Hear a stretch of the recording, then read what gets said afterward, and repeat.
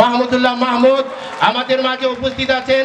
কামরাঙ্গীরচর থানা 55 নং ওয়ার্ডের আহ্বায়ক শহীদুল হক, সিনিয়র যুগ্ম আহ্বায়ক দুলাল মণ্ডল আমাদের মাঝে উপস্থিত আছেন। কামরাঙ্গীরচর থানার 56 নং ওয়ার্ডের বিএনপির আহ্বায়ক সহযোদ্ধা বন্ধু গোলাম রসুল শামীম, সাধারণ সম্পাদক সালাউদ্দিন আমাদের মাঝে উপস্থিত আছেন। কামরাঙ্গীরচর থানার ছাত্র দলের সদস্য সচিব মাসুম আমাদের মাঝে উপস্থিত আছেন।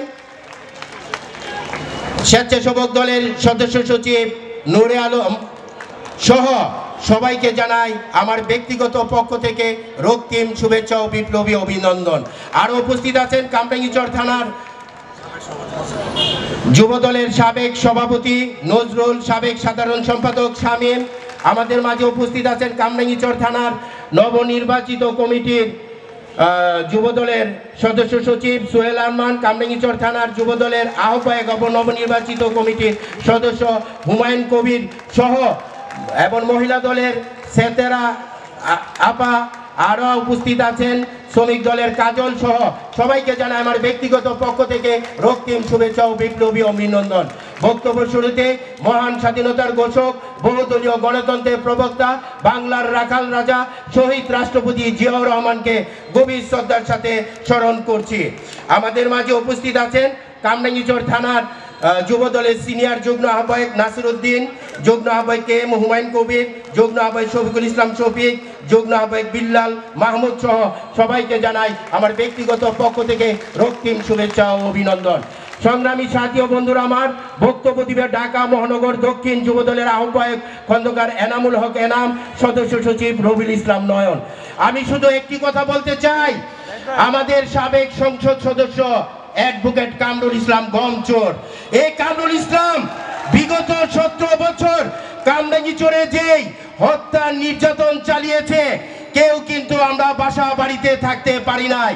এমন প্রথম সারিতে আমাদের কামরাঙ্গীরচরের বিএনপি অঙ্গ সংগঠনের নেতৃবৃন্দ আছে, সবাইকে শতাধিক মামলার উপর মামলা দিয়েছে।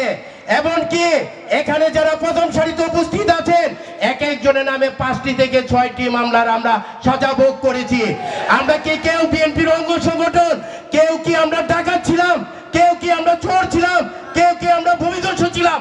আমাদের অপরাধ, আমরা শহীদ রাষ্ট্রপতি জিয়াউর রহমানের দল করি, আমরা বিএনপিকে ভালোবাসি, জনাব তারেক রহমানের নির্দেশে আমরা কাজ করি, এটাই আমাদের অপরাধ।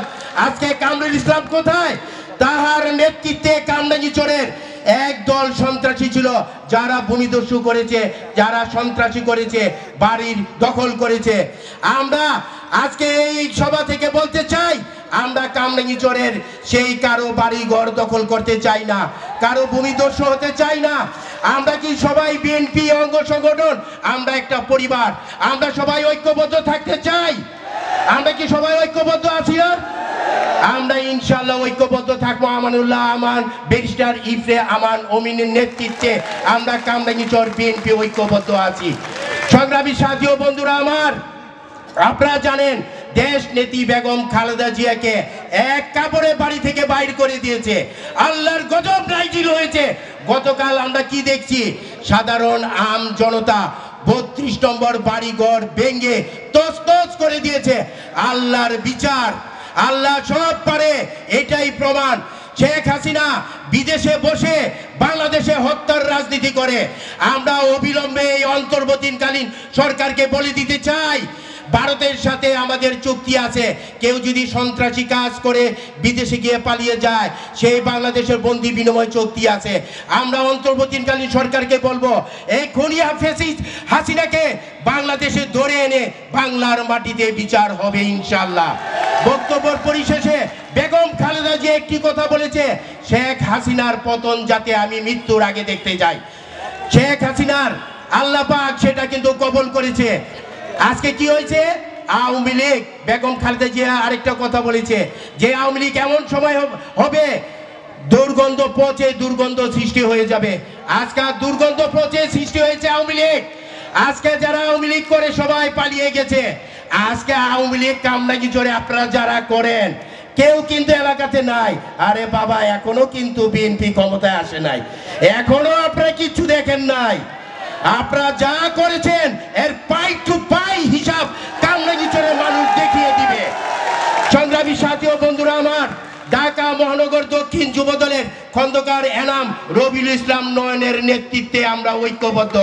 খন্দকার 28 অক্টোবরের পর থেকে খন্দকার এনামের নেতৃত্বে রবিউল ইসলাম নয়নের নেতৃত্বে আমরা যুবদল আন্দোলন সংগ্রাম করেছি এবং বৈষম্য বিরোধী আন্দোলনে রবিউল ইসলাম নয়ন গুলিবিদ্ধ হয়েও কিন্তু প্রথম সারি থেকে যুবদলকে নেতৃত্ব দিয়েছেন। উনি গুলিবিদ্ধ হয়েছেন, তারপরে কিন্তু ঢাকা মহানগর দক্ষিণ যুবদলকে নেতৃত্ব দিয়ে শেখ হাসিনার পতন ত্বরান্বিত করে আমরা ঘরে ফিরে গেছি। আমি বক্তব্য পরিশেষে একটি কথা বলতে চাই, জাতীয়তাবাদী যুবদলের প্রত্যেকটি নেতা কর্মী এমন কোনো কাজ করবেন না যাতে দলের ভাবমূর্তি নষ্ট হয়। আপনাকে খন্দকার এনাম রবিউল ইসলাম নয়নের নেতৃত্বে ঐক্যবদ্ধ আছেন? দুই হাত তুলে দেখিয়ে দেন।